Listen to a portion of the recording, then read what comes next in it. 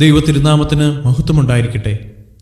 പുതിയൊരു പ്രഭാതത്തിൽ തൃപ്പാദം എന്ന പ്രതിദിന പരിപാടിയിലേക്ക് എല്ലാ മാന്യ ശ്രോതാക്കൾക്കും സ്വാഗതം.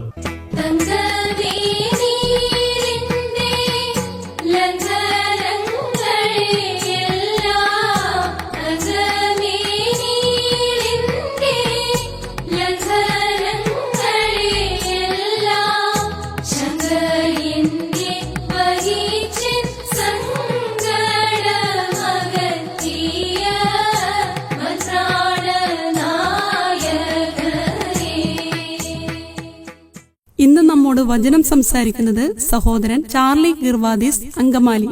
ദൈവത്തിന്റെ അതിപരിശുദ്ധമായിരിക്കുന്ന നാമം വാഴ്ത്തപ്പെടുമാറാകട്ടെ. അനുഗ്രഹീതമായിരിക്കുന്ന ഈ കർത്ത ദിവസനായിട്ട് നമുക്ക് ഏവർക്കും ദൈവത്തെ സ്തുതിക്കാം. നമ്മുടെ ആയുസ്സിനോട് വലിയവനായ ദൈവം ഒരു കർത്ത ദിവസം കൂടി കൂട്ടിച്ചേർത്തതുകൊണ്ട് ഈ ഭൂമിയിലിരുന്ന് സഭയായി വലിയവനായ ദൈവത്തെ ആരാധിപ്പാനുള്ള വലിയൊരു സാവകാശവും നമുക്ക് ഏവർക്കും ലഭിച്ചു. അതിനായിട്ടും നമുക്ക് ദൈവത്തെ സ്തുതിക്കാം. ഈ ഒരു പാൽക്കാലം നമ്മുടെ കർത്താവിനെ ആരാധിപ്പാനായിട്ട് കടന്നു പോകുമ്പോൾ ഈ ഒരു ചെറിയ ചിന്ത നമുക്ക് എല്ലാവർക്കും പ്രയോജനപ്രദമായി തീരട്ടെ എന്ന് ആത്മാർത്ഥമായിട്ട് പ്രാർത്ഥിക്കുകയാണ്. അതിനായിട്ട് വിലാപങ്ങളുടെ പുസ്തകം 3-ാം അധ്യായം 58-ാം വാക്യം നമുക്കൊന്ന് വായിച്ചു കേൾക്കാം. അത് ഇപ്രകാരമാണ്: കർത്താവെ, നീ എൻ്റെ വ്യവഹാരം നടത്തി എൻ്റെ ജീവനെ വീണ്ടെടുത്തിരിക്കുന്നു.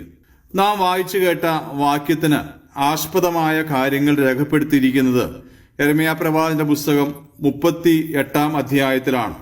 ആസന്നമായിരിക്കുന്ന ബാബിലോണിയൻ ആക്രമണത്തെക്കുറിച്ച് മുന്നറിയിപ്പ് നൽകിയ യെരമ്യാ പ്രവാചകനെ ദേശദ്രോഹി എന്ന് ആരോപിച്ച് കൊന്നുകളയണം എന്ന പ്രഭുക്കന്മാരുടെ നിർബന്ധത്തിന് വഴങ്ങി സിദക്കിയ രാജാവ് പ്രവാചകനെ കുണ്ടറയിൽ ഇട്ടുകളഞ്ഞു.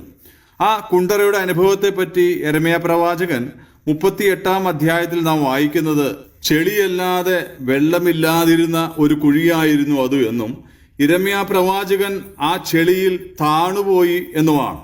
സ്വന്തം രാജാവും പ്രഭുക്കന്മാരും സ്വന്തം ജനവും സ്വന്തം പ്രവാചകനെ കൊല്ലുവാൻ ചെളിക്കുഴിയിൽ എറിഞ്ഞുകളപ്പോൾ തനിക്ക് അനുകൂലമായി സംസാരിക്കാൻ ആരും ഇല്ലാതിരുന്നപ്പോൾ സ്വന്തം പ്രാണനെ തൃണവൽക്കരിച്ചുകൊണ്ട് എത്യോപ്യനും രാജഗൃഹത്തിലെ ഷണ്ഡനുമായ ഏബേദ് മേലേക്ക് എന്ന അന്യജാതിക്കാരൻ സധൈര്യം ബെന്യാമിൻ വാതിക്കൽ ഇരിക്കുകയായിരുന്ന രാജാവിന്റെ അടുക്കിലേക്ക് രാജഗൃഹത്തിൽ നിന്നും ഇറങ്ങിച്ചെല്ലുവാൻ ഇടയായി. അന്യജാതിക്കാരനായിരുന്ന ഒരു മനുഷ്യൻ ഇസ്രയേലിന്റെ പ്രവാചകന് വേണ്ടി യഹൂദ രാജാവായിരിക്കുന്ന സിദക്കിയാവിനോട് രാജഭീതിക്കെതിരെ വാദിക്കുവാൻ ഇടയായി. 38-ാം അധ്യായം 9-ാം വാക്യത്തിൽ നാം വായിക്കുന്നത് ഏബേദ് മേലേക്ക് രാജാവിനോട് ഈ മനുഷ്യൻ യിരെമ്യാ പ്രവാചകനോട് ചെയ്തതൊക്കെയും അന്യായമത്രേ എന്ന് വാദിച്ചു എന്നാണ്. തന്നെയുമല്ല, താൻ പറയുന്നത് നഗരത്തിൽ അപ്പമില്ലാകയാൽ അവൻ അവിടെ കിടന്ന് പട്ടിണി കൊണ്ട് ചാകുകയുള്ളൂ എന്നാണ്. നോക്കുക, ഇസ്രയേൽ ജാതിക്കാരനല്ലാത്ത യഹൂദ ഗോത്രത്തിൽ പെടാത്തവനായിരിക്കുന്ന അന്യ ജാതിക്കാരനായിരിക്കുന്ന എത്യോപ്യക്കാരനായിരിക്കുന്ന രാജഗൃഹത്തിൽ ഷണ്ണനായി ജോലി ചെയ്യുന്ന ഒരു വ്യക്തി യഹൂദയിലെ പ്രവാചകന്റെ ജീവന് വേണ്ടി രാജാവിനോട് സധൈര്യം വാദിക്കുന്നതാണ് നമുക്ക് വായിച്ച് മനസ്സിലാക്കുവാനിടയാകുന്നത്. ആ ഷണ്ണന്റെ ധൈര്യത്തിന്റെയും അർപ്പണബോധത്തിന്റെയും മുന്നിൽ രാജാവിന് മുട്ടുമടക്കേണ്ടി വന്നു. യിരെമ്യാവിനെ കുഴിയിൽ നിന്ന് വലിച്ചെടുത്ത് രക്ഷിപ്പാൻ അവന് രാജാവിൽ നിന്ന് അനുമതി ലഭിച്ചു.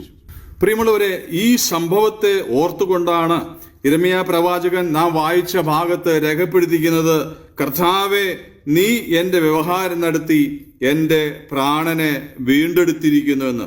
പ്രിയമുള്ളവരെ, സമാനമായിരിക്കുന്ന ഒരവസ്ഥയിലൂടെയാണ് നമ്മുടെ കർത്താവ് കടന്നുപോയത്.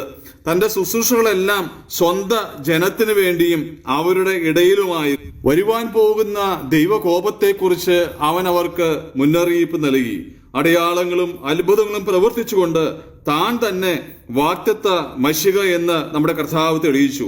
എന്നാൽ സ്വന്തം ജനം അവനെ തള്ളിക്കളഞ്ഞു എന്ന് മാത്രമല്ല, സ്വന്തം മതപുരോഹിതന്മാരും ശാസ്ത്രിമാരും അവനെ കൊല്ലുവാൻ തക്കവണ്ണം ഗൂഢാലോചന ചെയ്തു. പ്രിയമുള്ളവരെ, നീതിവാനായിരുന്ന യിരെമ്യാവിന് വേണ്ടി വാദിക്കുവാൻ ആരും മുന്നോട്ട് വരാതെയിരുന്നപ്പോൾ യിരെമ്യാവിന് വേണ്ടി വാദിക്കുവാൻ ദൈവം ഒരു ഷണ്ണനെ, അല്ല എത്യോപ്യക്കാരനെ, അല്ല യിരെമ്യാവിന്റെ വാക്കുകളെ കടമെടുക്കുമ്പോൾ ദൈവം തന്നെ അവന്റെ വ്യവഹാരം നടത്തി അവന്റെ പ്രാണനെ വീണ്ടെടുത്തു എന്ന് നാം വായിക്കുന്നു.